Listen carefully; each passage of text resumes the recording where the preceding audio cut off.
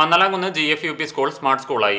ആധുനിക സൗകര്യങ്ങളോടെ നവീകരിച്ച സ്കൂളിന്റെ ഉദ്ഘാടനം NK അക്ബർ MLA നിർവഹിച്ചു. ഗ്രാമപഞ്ചായത്ത് പ്രസിഡന്റ് TV സുരേന്ദ്രൻ അധ്യക്ഷത വഹിച്ചു. Panchayat AE incharge NP Shidhi report അവതരിപ്പിച്ചു. മന്നലാംകുന്ന് GFUP സ്കൂളിൽ കഴിഞ്ഞ വർഷം 15 ലക്ഷം രൂപയും ഈ വർഷം 40 ലക്ഷം രൂപയും ഉൾപ്പെടെ 55 ലക്ഷം രൂപ ചെലവിൽ നവീകരിച്ചാണ് സ്മാർട്ട് സ്കൂൾ നിലവാരത്തിലേക്ക് ഉയർത്തിയത്.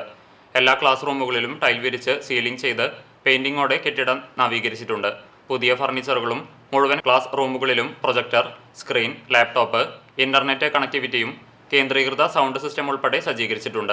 ചടങ്ങിൽ പുന്നയൂർ പഞ്ചായത്ത് ആരോഗ്യ വിദ്യാഭ്യാസ standing committee chairman AK Vijayan, panchayat vice president Suhara Bakkar, വികസന standing committee chairman KA Viswanathan master, ward member Azeez Mannalamkunnu, PTA president V Sameer തുടങ്ങിയവർ സംസാരിച്ചു.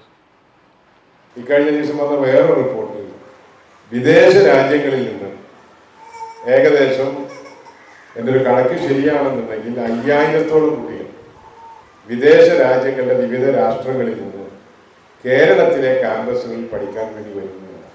നമ്മളിവിടുന്ന് ചില കുട്ടികൾ അങ്ങോട്ട് പോയി പഠിക്കുന്നതിനൊക്കെ സംബന്ധിച്ച് വലിയ വാർത്ത ചമക്കപ്പെടുന്ന ഒരു സന്ദർഭത്തിൽ കേരളത്തിലെ പഠനത്തിനു വേണ്ടി മറ്റു സ്ഥലങ്ങളിൽ നിന്ന് വിദേശ രാജ്യങ്ങളിൽ നിന്ന് ആളുകൾ വരുന്ന തലത്തിലേക്ക് നമ്മുടെ പഠന നിലവാരവും മെച്ചപ്പെടുകയാണ്.